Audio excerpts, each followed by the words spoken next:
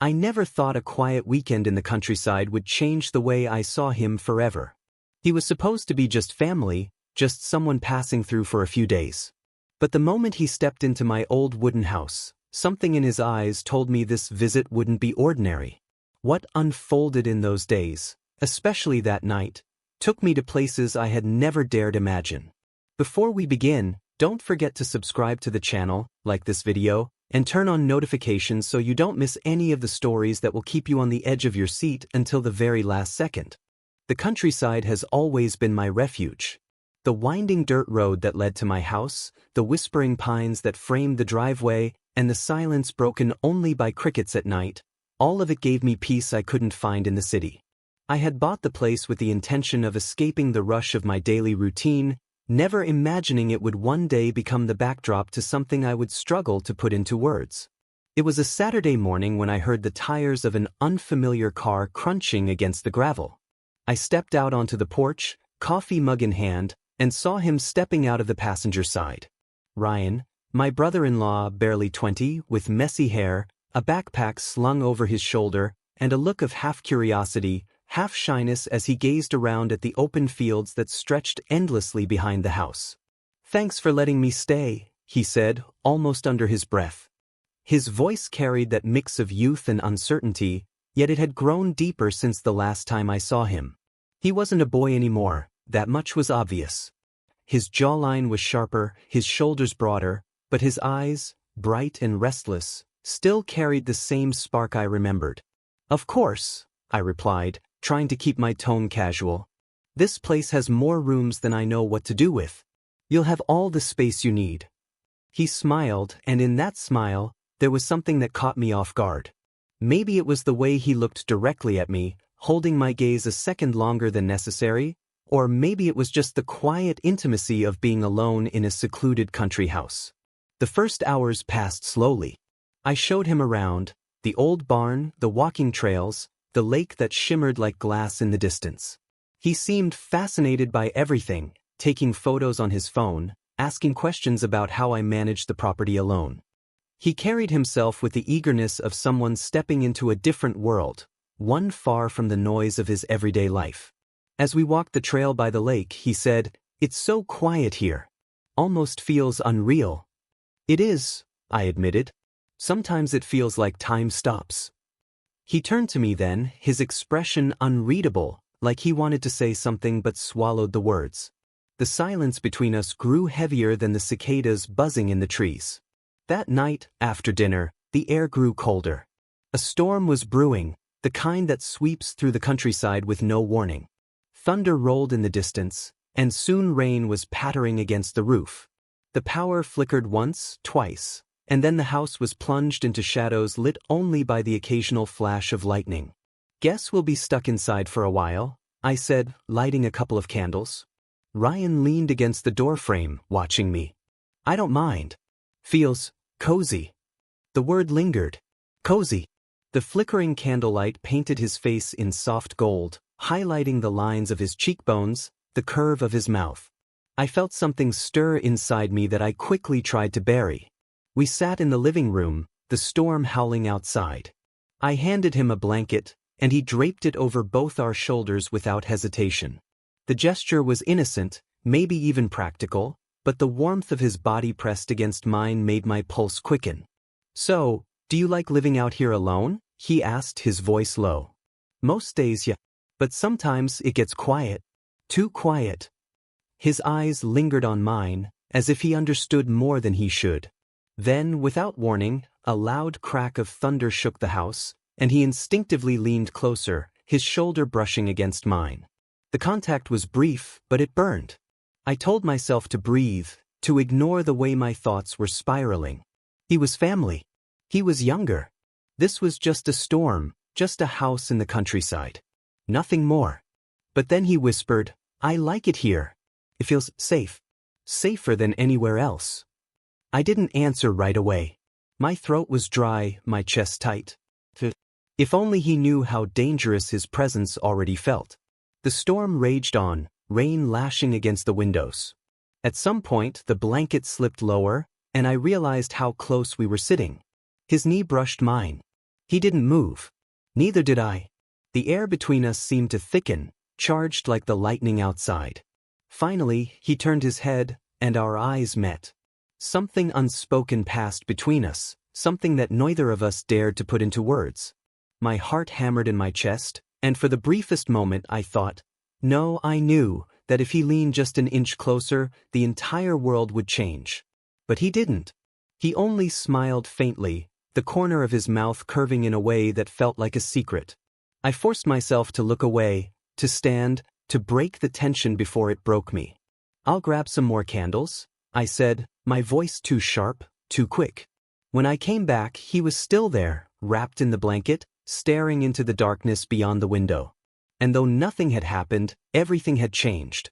The storm lasted through the night, and when I finally opened my eyes the next morning, the house felt different, still, damp, and almost charged with leftover energy from the thunder. I lay there for a while, staring at the wooden beams on the ceiling, listening to the faint drip of water outside.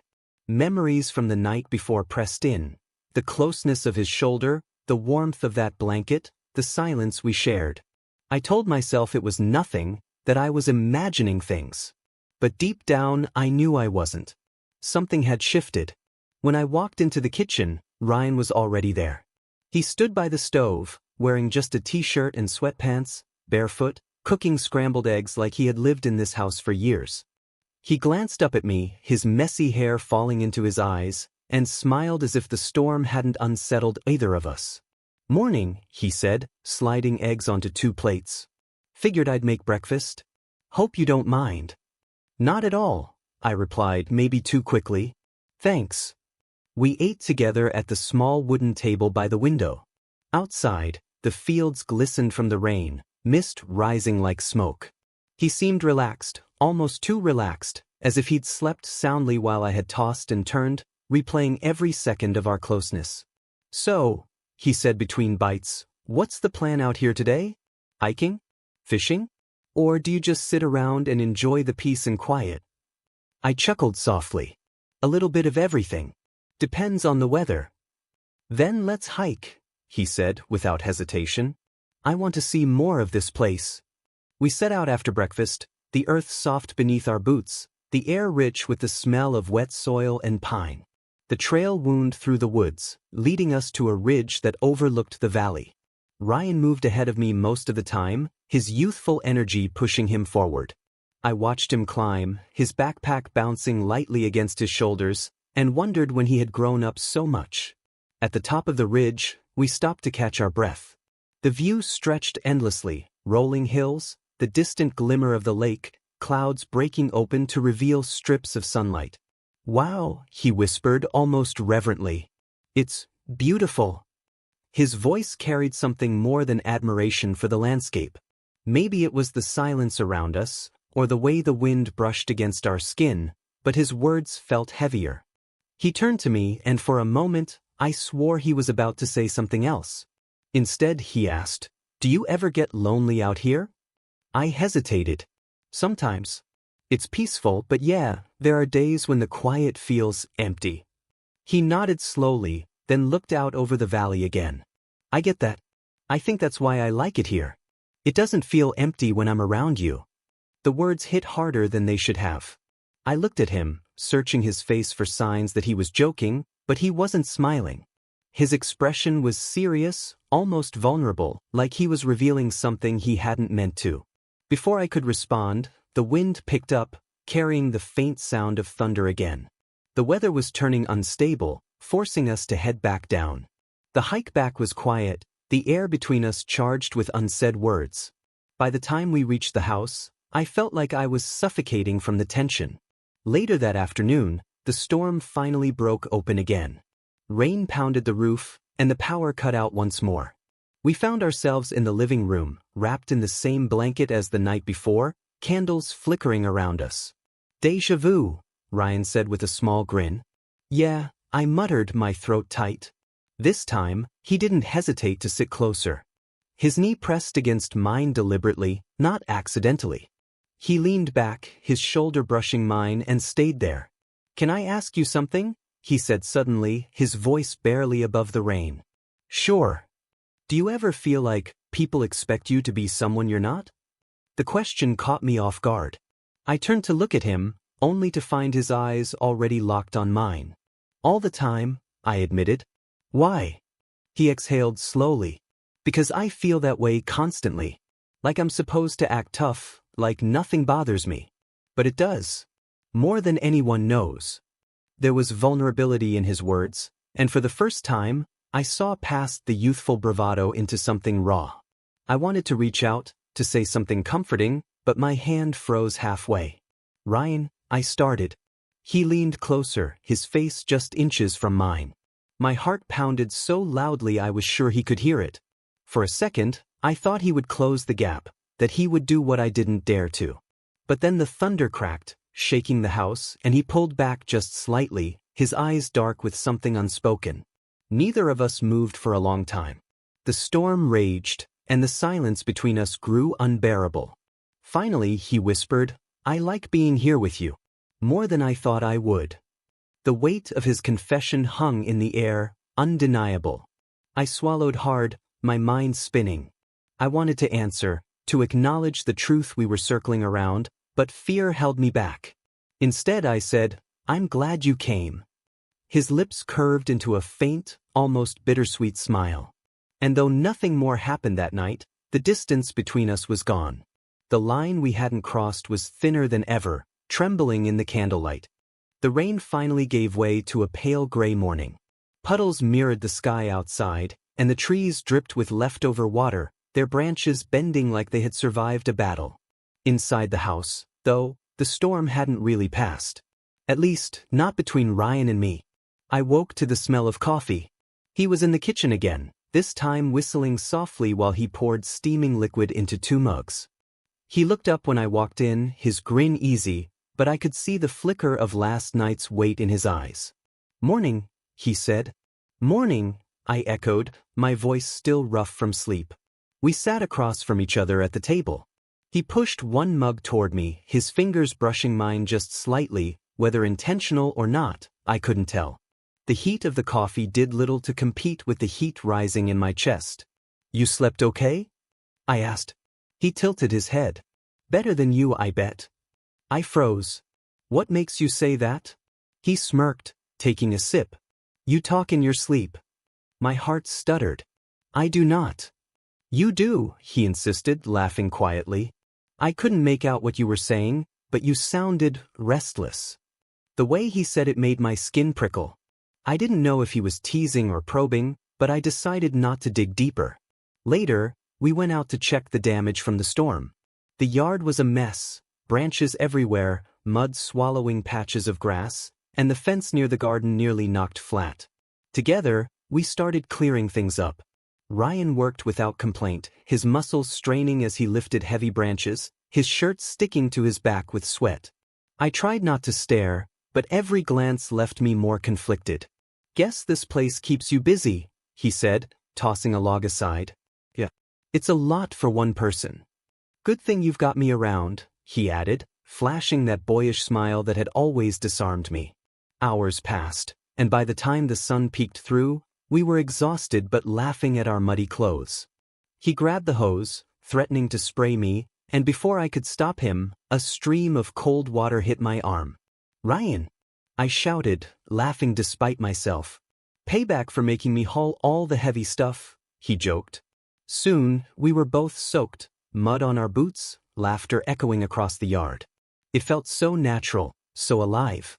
Yet underneath it all was that undercurrent of tension, like a string pulled too tight, ready to snap. When we finally came back inside, dripping wet, he stripped his shirt off without hesitation. His chest rose and fell as he caught his breath, and I forced my eyes away, suddenly aware of just how quiet the house felt. "You need a towel?" I asked, my voice lower than I intended. "Yeah," he replied, his gaze lingering on me longer than necessary. I fetched one and handed it over. His fingers lingered when he took it, brushing against mine just a second too long. That night, after dinner, we sat by the fireplace. The storm had cleared completely, leaving a clear sky and a chill in the air. Ryan stared into the flames, his face illuminated by their glow. "Can I tell you something?" he asked suddenly. I nodded, my throat tightening. I don't really feel like I fit in back home, he admitted. My mom, she worries too much, and my friends, they don't really get me. They think I'm just this carefree kid. But I don't feel like that inside. His vulnerability caught me off guard. I had always seen him as confident, even cocky. Hearing him strip that away made my chest ache. You don't have to be what they expect, I said softly. You can just be you. He turned to me then, his eyes searching mine. And who am I exactly? I swallowed, the weight of the question pressing down on me. That's for you to figure out. I see someone stronger than he realizes. Someone who doesn't have to pretend around me. The silence stretched between us, heavy and electric. He leaned closer, his breath warm against my cheek, and for a heartbeat, the world narrowed to just us, the crackle of fire, the faint scent of smoke, the pounding of my heart. But then, just as his lips nearly brushed mine, a knock shattered the moment. We both jerked back, startled. Who would be knocking out here, in the middle of nowhere? Ryan frowned, his chest rising and falling quickly, and I got up to answer. At the door stood my neighbor, Mr. Harlan, a gruff older man who rarely visited. Evening, he said, eyeing me curiously. Heard the storm knocked out your phone line. Thought I'd check in. Thanks, I replied, forcing a steady tone. We're fine. His eyes flicked past me, catching sight of Ryan. A faint smirk tugged at his lips. Didn't know you had company. Just family, I said quickly, though the word felt heavier now than ever. When I shut the door, the spell was broken. The fire popped loudly, the moment gone, but Ryan's eyes still burned with unspoken words. He leaned back in his chair, exhaling sharply. Guess the universe doesn't want us finishing that conversation. I sat down across from him, my pulse still racing. Maybe not tonight. But deep down, I knew we were running out of excuses. The truth was too close, too heavy, and neither of us could hold it back much longer. As the fire dimmed, I realized something with startling clarity. Whatever happened next, there was no going back. The knock at the door had left a ripple in the air that still lingered the next morning. I couldn't shake the image of Mr. Harlan's smirk, the way his eyes had darted between Ryan and me as if he knew something we didn't dare say aloud. Out here in the countryside, people noticed everything, and rumors spread like wildfire. Ryan seemed unbothered at first, whistling as he cracked eggs into a pan for breakfast. But there was a tension beneath the surface, like a wire humming under pressure. When I sat at the table, he slid a plate toward me and sat down across from me, his expression quieter than usual. You think he suspects something? Ryan asked, cutting into his food. My fork paused midair. What would he have to suspect? Ryan gave a crooked smile. That we're more than just family. The words hung between us, heavy, daring. I stared at him, my heart pounding. We're not, I said quickly, though even I could hear the uncertainty in my voice. No, Ryan said, leaning back in his chair. But we could be. The room felt too small suddenly. I looked away, out the window where the trees swayed gently in the breeze. Ryan. Forget it, he said, his tone light but his eyes serious. I just mean, I don't care what people think. Not anymore. I wanted to believe him, but I knew better. The world wasn't kind to those who didn't fit the mold, especially not in towns like this. That afternoon, we went into town for supplies. The storm had knocked out part of the road, and cleanup crews were working to clear debris. At the general store, people greeted me with polite nods. Ryan trailed beside me, his presence drawing glances. His youth, his looks, his confidence. He didn't belong here, and everyone knew it. As I loaded groceries into the truck, I overheard two men whispering near the door. That him? One asked. Yeah. Staying up at his place. Heard he's the brother-in-law. Brother-in-law, huh? The other said with a chuckle that made my skin crawl. I slammed the tailgate shut louder than necessary, my chest tight with anger. When I glanced at Ryan, he was already watching me, his jaw clenched. See, he muttered when we got inside the truck. They talk no matter what. The drive back was silent. The countryside rolled past us, fields washed in sunlight, but all I could think about was the weight of eyes, the pull of judgment. When we returned, Ryan disappeared into his room. Hours passed. I found him sitting outside on the porch steps, staring into the distance. His hair caught the last rays of the sun, his profile sharp against the horizon. "You okay?" I asked, stepping out. He shrugged. "I hate feeling like a secret." I sat beside him. "It's not like that." "Isn't it?" he asked, finally turning toward me. "You act like something terrible will happen if anyone knows what's between us. Like I'm some risk you can't afford." His words cut deeper than I wanted to admit. "It's not you I'm worried about," I said. "It's the world. Maybe the world's not as scary as you think." I laughed bitterly. "That's because you're 20. You still believe you can bend it to your will. And you've already given up trying?" he shot back. The fire in his voice startled me. For the first time, I realized how much this mattered to him. Not just us, but the chance to be seen, to be more than whispers in the dark. That night, sleep wouldn't come. I tossed and turned, my mind circling his words. Around midnight, I heard movement. Curious, I got up and found Ryan outside again, this time standing barefoot in the grass, staring at the stars. "You'll catch cold," I said softly. He looked back at me, his expression unreadable. "Come here." I stepped into the damp grass, the night air cool against my skin. He tilted his head toward the sky. "Look." The stars stretched endlessly above us, glittering like shards of glass. "Makes you realize how small we are," he whispered. "How little their opinions matter." The vulnerability in his voice cracked something inside me. I reached out without thinking, my hand brushing his. He didn't move away. Instead, his fingers intertwined with mine, firm and certain. For a moment, nothing else existed. Just the vast sky, the cool earth beneath us, and the silent truth we had both been circling. But then a sound shattered it, the crunch of gravel. Headlights swept across the yard, and a truck pulled into the drive. My chest clenched when I saw who it was, Mr. Harlan again. Ryan dropped my hand quickly, stepping back as the old man climbed out of his truck. "Everything all right?" he asked, his tone casual but his eyes sharp. "Fine," I said too quickly. "Why?" "Just noticed your lights on late. Thought I'd check." His gaze lingered on Ryan, then back to me, suspicion flickering there. "Storms bring out all kinds of trouble. You never know who might be around." I forced a tight smile. "We're good. Thanks." He nodded slowly, but the look he gave me said he didn't believe it. When he finally drove off, the tension remained, thick and suffocating.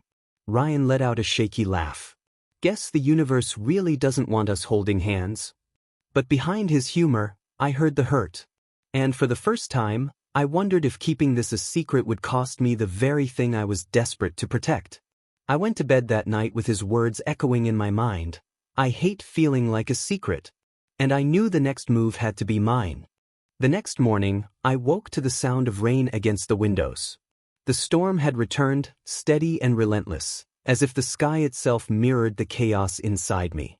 Ryan wasn't in the house. Panic rose in my chest until I spotted him outside, sitting on the old wooden swing under the porch roof, his hair damp, his shoulders hunched. I brewed coffee and carried 2 mugs outside. He looked up when I handed him one, his eyes tired but guarded. "Thanks," he said. His voice was quieter than usual, stripped of the playful confidence he so often carried. We sat in silence, listening to the rain. Finally he spoke. "I can't keep being something you're afraid of. I know this is messy and complicated, but what we have, it's real. I feel it every time you look at me. Do you?" The question hit me hard. I stared at him, heart racing, and realized this was the moment. Either I told him the truth, or I lost him. "Yes," I admitted. My voice shook, but the words were undeniable. "I feel it too. And it terrifies me, Ryan. Because if people find out, if it gets out of this house, I don't know what they'll do. To us. To you." He leaned forward, determination sparking in his eyes. "Then let them talk. Let them think what they want. They don't get to decide who we are. You do. I do. And I'm choosing this. I'm choosing you." His words cracked open the wall I'd been building for weeks, maybe years. The fear, the guilt, the hesitation. It all collided with the raw truth of what I wanted. And what I wanted was sitting right in front of me. The day stretched on, the rain refusing to stop. We spent hours in the house, moving carefully around each other, as if every glance and every brush of skin carried weight. The tension built until it was unbearable. By evening, the storm had eased. The sky cleared just enough to let the setting sun bleed orange and pink through the clouds. Ryan was standing by the window watching it when I walked over. I didn't say anything. I just reached for his hand. He froze for a second, then let his fingers curl around mine. Slowly, he turned to face me. The vulnerability in his expression nearly undid me. "I'm done hiding," I said softly. He searched my face, his breath shallow. "You mean that?" I nodded. "If this is what we both want, then we find a way. Together. No more secrets." For the first time in days, maybe weeks, Ryan smiled. It wasn't cocky or playful, it was pure relief, tinged with something deeper. He stepped closer, his forehead resting against mine. "You don't know how long I've been waiting to hear you say that," he whispered.